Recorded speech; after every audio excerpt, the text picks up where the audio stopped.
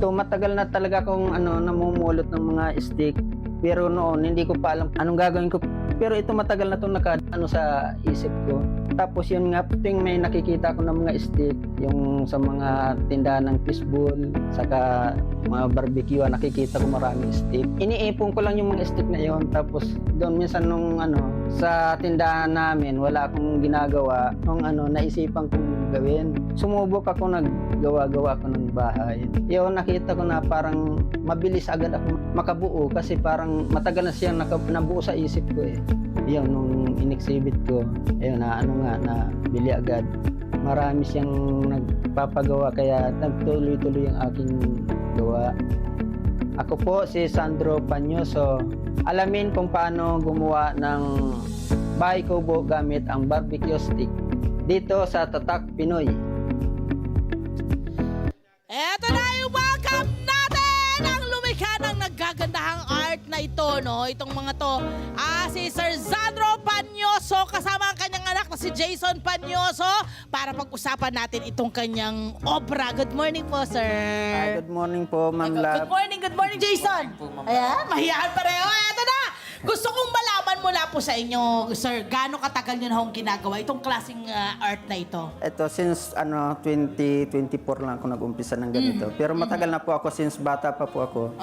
Gumagawa na At talaga. nakwento mo sa akin habang kanina wala pa tayo sa ere. Nakwento mo sa akin, nakatira ka sa bundok. Saang bundok ito? Sa lolo ko po, Saang lugar ito? sa Pasakaw. Pasakaw. Mayroon po kaming Saan ang Pasakaw? Pasensya na po, hindi ko alam. Bicol po. Ay, Bicol! Tapos ano yung mga nakapaligid sa inyo doon sa lugar na yun? puro bundok po siya. Tapos, mga puno. mga puno. Maraming kawayan, Maraming syempre. kawayan, Oo. Ano yung mga dati niyong ginagawa nung kabataan po niyo? 5 years old, nagbabahay-bahay. At the age of 5, Bahay-bahay po. Bahay-bahay. Okay. Ano yung pandikit niyo? Ay, di, noon talagang actual po siya na bahay. Ito yung bahay-bahayan! Bahay-bahay Ay, Bob! Ano ginagamit Gumagawa pa rin? ko. Kawayan Yung pa rin? Hindi, yung mga nakikita ko doon, yung mga daon ng saging. Yes, mga, correct. Yan din ang kabataan ko. Opo. Ganyan din. Saka So, yung noon pa lang, kahoy. mahilig na kayong mag-create. Opo. And then, dinetman nyo lang siya. Basta alam nyo, mahilig parang laro kayong lang sa akin noon. Laro lang nung panahon na yun. Kaya lang, nitong Doon na-develop 2024. yung ko. Oo. Ngayon, parang naalala ko kasi nung kabataan ko. Oo. Kaya gumawa ako ng mga ganito. Nung 2024 lang. Opo. Talagang nag-full scale na kayo. Kasi yung asawa ko po, may nagtitinda-tinda kami ng, yung asawa ko ng mga fishball to. Fishball, yun muna yung business nyo. Hindi po, may tindahan siya pero halo lang sa tindahan para Okay. extra lang po. Okay. And then yung mga stick, May mga stick doon. Saka namumulot kasi ako, mami. Ano yung mga pinupulot yung mga mo? pinupulot ko, yung mga may nagbabarbecue doon sa amin. oo. Pinupulot ko yun, tinatabi ko lang doon sa tindahan namin. Nililinis nyo muna. Tapos nung wala na yung asawa ko, nung namalingki, nainip ako, nagawa-gawa ko ng ganito. Ang saya. Ang saya niya mainip, nakakagawa siya. Hindi lang yan bukod po doon sa mga stick na kanyang ginagamit. May mga pinupulot siya. Alam mo kung hindi ako nagkakamali, ito ay balat ng mais. Ito, diba? Balat ng mais. Asan na yung balat ng mais natin? Yan. Ito, ay ang ganda ng balat ng mais. Ito po, ang balat ng mais. Zoom in mo pa, bebe. Ayan o, be. Tira mo to. Be, zoom in mo pa, be. Ito, be. Ganda, no? Ito yung kanyang balat ng mais. Ito, ayan. Dinadry nyo ito. Gaano katagal nyo pong dinadry ito? Ano po yan, kinukuha ko lang sa palengke, dry na po siya. Talaga? Sa mga Meron nang palengke. Bakit ito dinadry na Yung mga yan? nagtitinda sa palengke. Bakit ito dinadry na nila? Hindi, dry na po siya nung dumating dito sa Manila eh. Tinatanggal mo lang. Binibili niyo ho ba yan, mga Hindi yan? po, hinihingi ko na Tinan lang. mo, di ba? Hinihingi mo lang. Bukod po sa mga ito, sa balat po ng mais, ano pa hong mga gamit or mga napupulot po ninyo ang inyong Yung kinukuha? Yung sa walis tambo. Walis Yan, tambo. ginagawa kong ganito. Ano pa po? Parang ito may mga Tapos pera-perason ito- ng kahoy. Yung sa sa mga gawa ng pinto. Ay, oo, marami doon. Ito yung mga Ano yan, binibili nyo rin or kinukuha nyo lang din? Hindi kasi Hinihingi? tinatapon na rin po nila yan, hinihingi, binibigyan na sa akin. Talaga namang Ang lahat ng binibili ko patapon. kasi sa kanila yung Ano yung binibili mo lang? Itong stand, yung tungtungan. Itong malaking ito. Opo. Tapos Ito yung ito yung kanyang binibili. Magkano yung bilihan mo sa ganito, sir? Itong ganito. ano lang po, mga 100 ang bigay sa akin. Ah, Kasi maganda. scrap na lang yan eh, yung pinagputulan ng ano po yan. Correct. Eto na nga, tinutulungan na nga tayo ni Jason sa paggawa nito, no? Sa kagaya po ng itong ginagawa nyo ngayon, gaano katagal ho ang pagbuo nito, sir? Inaabot ako ng ano yan, sa ano, mga 3 hanggang 4 na araw natatapos ko yung isang ganito. Dito lang ho kayo nakafocus. Opo, Ito na pero- po yung career nyo ngayon. Wala na ho Yan kayong na po, ibang trabaho opo. ngayon. Ito na po yung Kumusta ginawa po kong mula career. nung nag-start kayo ng 2024? Kumusta po ang kitaan sa ganitong klase ng art Ngayon po po, ninyo? masasabi kong okay na kasi nung dati hindi pa okay. Paano nyo ho nasabing hindi kayo okay noong mga panahon na yun, sir? Kasi noon, ano po, ang ginagawa ko mga streamer, mga ano, medyo mababa po yung Oo, yung mga streamer, yung nagle-lettering. Opo, tapos mga, mga, magkano kita ano, nyo sa lettering noon? lettering po. Minsan ano lang, kumikita Arawan? lang ako ng, hindi, pakyawan po, 30 pakyawan. per yard. 30 per yard? Kailangan makarami ng ano. Correct. So, Para- anong magkaning minimum na naiuwi nyo sa pamilya nyo? Ano din, kumikita rin ako ng 400 to 500. Kailangan makarami ka ng ano. Hoy, yun nga lang, di ba? Maghahabol ka. Talagang mangangawit ang Oo, ano mo. kailangan mabilis ka. Oo. Para Pero ito makarami. ngayon, magkano na ang kinikita nyo sa ganitong klase ng artwork po ninyo ngayon, sir? Kung hindi lang po sasabihin ay okay lang, ako na lang po magsasabi, mga 1 million po ba? Ay, hindi naman.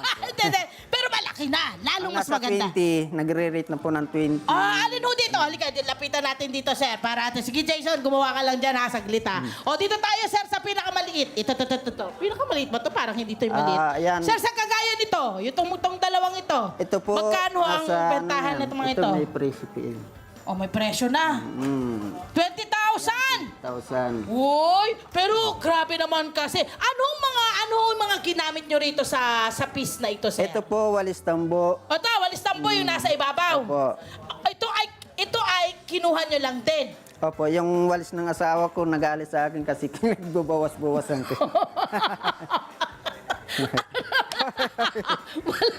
Binawasan Wala ko na siya. pang walis. Tapos, sir, ano pa yung ibang gamit nyo? Ano ba to, Mga sir? ano Bakal po. ba to? Ano po yan? Ano to? Yung wire po, yung sa Wire. construction. Pero, so hindi kayo Tapos, nagwe-welding nito, sir? hindi po. Ano ang ginagamit nyo lang? Epoxy po yan. Epoxy! Oh, lagyan ng epoxy clay. Oo. Tapos, paano siya alagaan, sir? Halimbawa, syempre, Ano over po? yung sa panahon. Na ano lang, yung spray. Spray ng ano, sir? Hose, yung sa grape. Yung parang hangin. Opo. Ayun, okay. Ito rin, ganun din ang presyo niyan. At po, medyo mataas po ito. Oo, ayan, ang ganda rin. Nasa Kasi 23. dalawang bahay. 23 Magkano po ganyan? ito. 23. Oh, gaano katagal niyo kung ginawa ito, Ano, sir? 1 week po. 1 mahigit. week, o tingin mo? Siyempre, yung patungan, siyempre kasali yun. Opo. Oo, ito rin puti. Kasama na po yan. Kasali to Package sa... na po yan. So itong buong itong nakikita nyo, pera po ako. Nakikita nyo dyan, ha? Ito hanggang baba, hanggang Package dito po. sa pinagpapatungan, ay yun po ang inyong makukuha. Opo, Dahil yan, kasama na ang po kagandahan rin ho nito, yung pinagpapatungan, ay meron May din ho, may ayan, ano pa. may painting din ho May painting po. isinasali. Bakit nyo ho naisipan na lagyan din ng painting yung inyong pinagpapatungan? First time kong Di nakita yan, kasi ha? po, doon sa ano namin, sa mga exhibit, Oo. wala kaming patungan. Oh. Pinagdadala ako ng patungan. Kaya ang ginawa ko po, yung box ko, yun ang ginawa kong pinaganda ko na lang po para yun na yun. Alam mo, tinan mo kung gaano siya kadiskarte. Itong pinagpapatungan nyo, pwede nyo pagtaguan ng mga bagay-bagay kasi nabubuksan siya. Ayun o, Opo. nabubuksan siya. Pwede Ano nyo siya, laman gawing store box. Ba't hindi, di ba? Okay, and then, itong pagpipaint po ninyo, kasi mula po rito, nagpipaint din ho Opo. kayo. Ano yan, sinasabay nyo o ngayon nyo na lang ho yan ulit Ito ginawa? po yung una kong mga ginagawa.